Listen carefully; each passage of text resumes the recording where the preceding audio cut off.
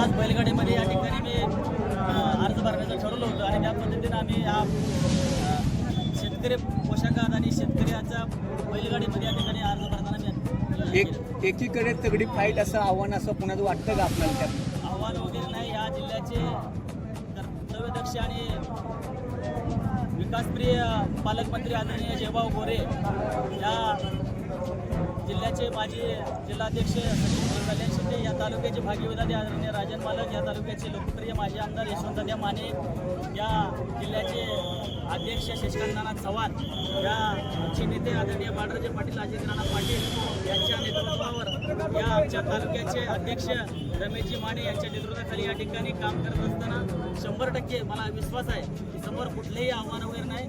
या पेनूर जिल्हा परिषद गटातील मायबाप जनता या ठिकाणी निवडणूक लढवत असताना मी आपल्यासमोर एवढं सांगू इच्छितो, या ठिकाणच्या जनतेनं आता ठरवलेलं आहे रामदासभाई चौरे यांनाच या ठिकाणी निवडून देणार आहे. त्याचं कारण असं आहे, या ठिकाणी खोट्याविरुद्ध खऱ्याची लढत आहे आणि या ठिकाणी मायबाप पेनूरमधल्या आणि पेनूर गटातील मायबाप जनतेला सुद्धा माहीत आहे खरं कोण आणि खोटं कोण, आश्वासन खरं कोण देतं आणि खोटं कोण देतं.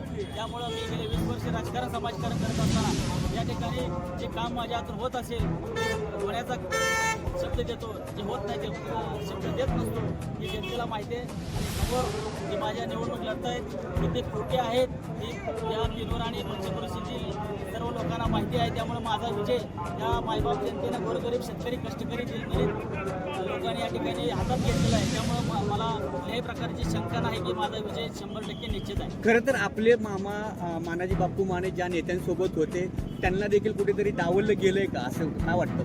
100% आमच्या भागामध्ये या तालुक्यामध्ये माझे सख्खे मामा असलेले मानाजी बापू माने या ठिकाणी उमेदवारी अर्ज दाखल करताना त्यांना उमेदवारी देणे क्रमपात्र होतं, परंतु आज या ठिकाणी अर्ज भरला असं मला समजलं.